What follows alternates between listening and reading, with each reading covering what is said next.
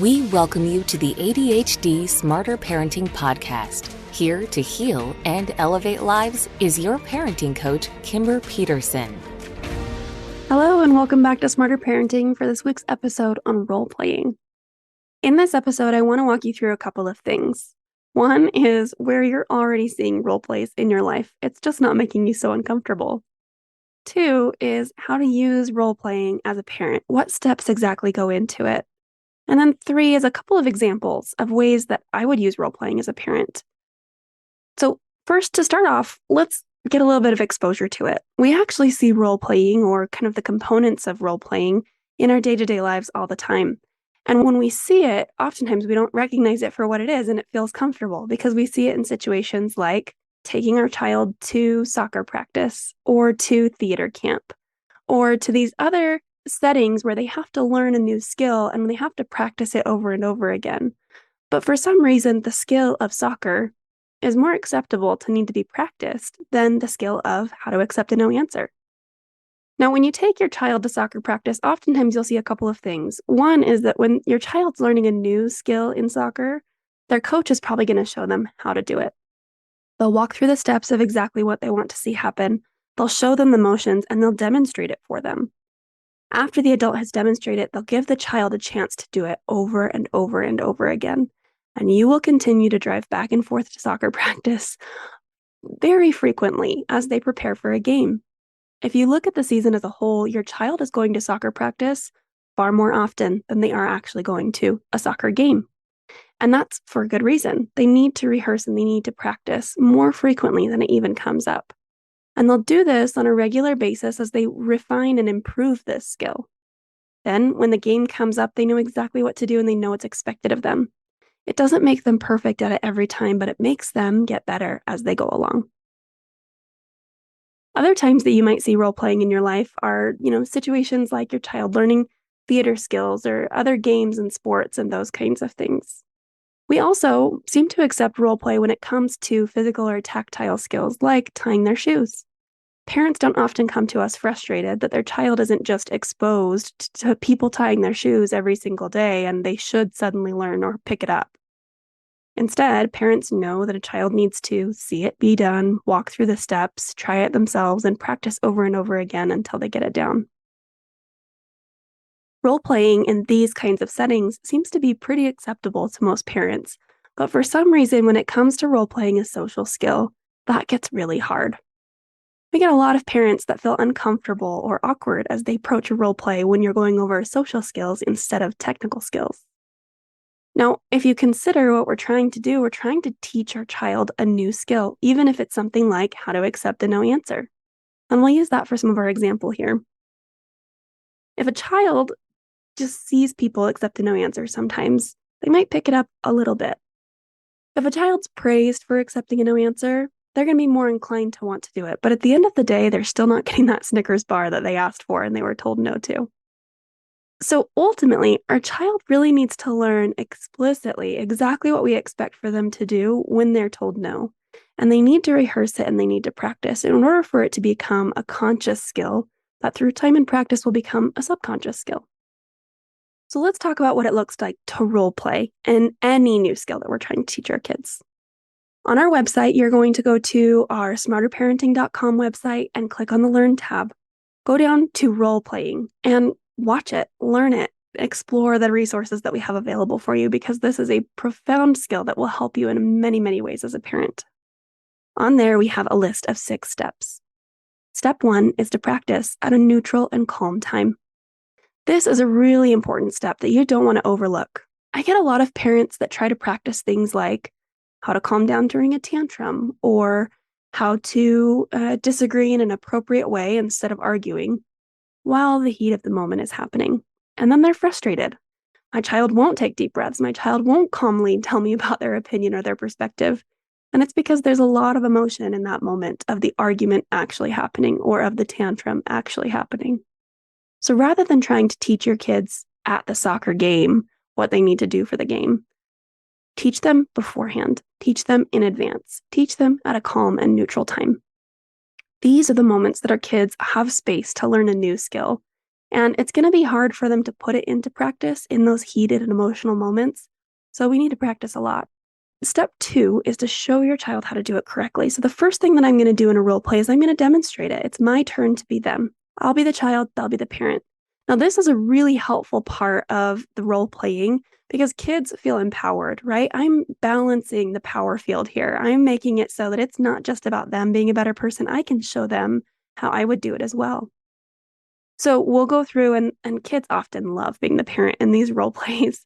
And you can make it fun and make it playful, but use this as an opportunity to teach your child what they should do correctly. I get many parents that want to use this as an opportunity to act like their child when they're, acting out inappropriately. So instead of showing them what the tantrum looks like and trying to tell them what it feels like to be in charge when the child's not listening, use this role-playing opportunity to show them what they should be doing instead. So resist all those urges, any sarcasm, those kinds of things.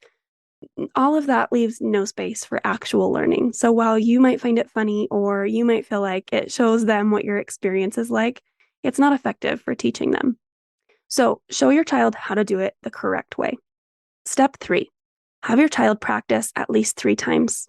Repetition is a really important component here, and I'm going to have my child do it over and over again so that they can learn and really get it down. I also want to make sure that they're practicing to the expectation. So if I'm teaching my child how to accept a no answer, and I've told them that to accept a no answer, I want them to maintain their body posture. I want them to have a calm voice. I want them to say, okay, and then I want them to drop the subject. And that's the expectation that I laid out. When we go through and practice it, I'm going to demonstrate it exactly that way, and they're going to practice it exactly that way. But if I get an eye roll or those kinds of things, I'm going to make sure that we have more practices so that they are doing it to the point that they can fulfill the expectation. Step 4 is to be flexible. I'm going to go over these next couple of steps quickly. So step 4 is be flexible. Step 5 is make it playful. And step 6 is keep practicing. These steps are really important in making sure that you're capturing the meaning of the role play.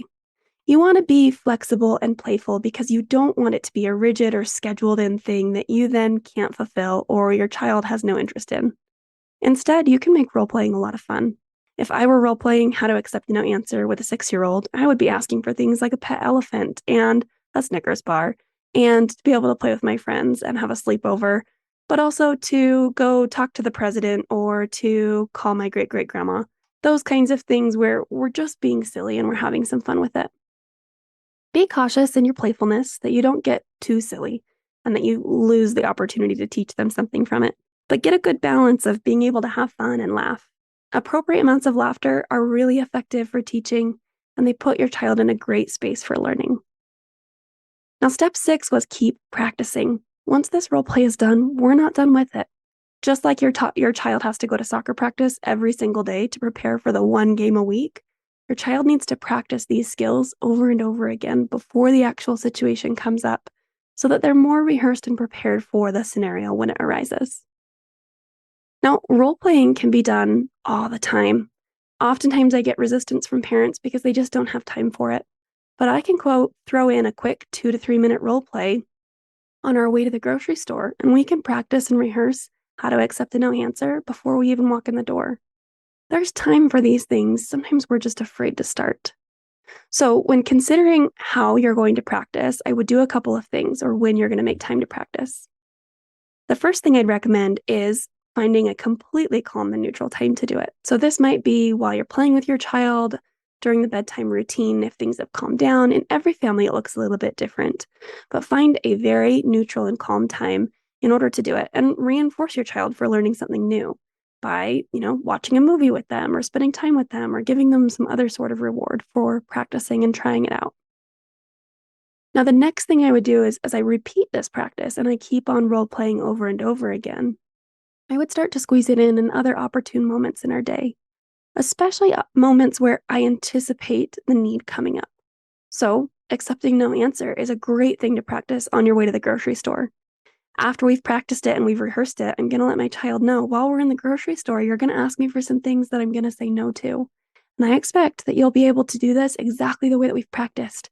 And if you have, then you can earn this reward at the checkout stand, or I don't even have to do a reward. Sometimes it's just really helpful to reinforce our kids for trying something new or working on something that they're trying to overcome. But I can still rehearse this and I can still practice it regardless on our way to the grocery store. Now, there's lots of social skills that we teach our children, everything from following instructions and accepting no to how to have a conversation with somebody, how to start making a new friend, or what to do when you don't want to be friends with someone. There are so many things that you can use this power of role playing to teach your children something new or help them practice a skill that's hard for them, something that they're reluctant to do or struggle with. I love teaching kids skills like how to disagree in an appropriate way instead of arguing. One thing that you can try in order to know what to role play is to reverse things back.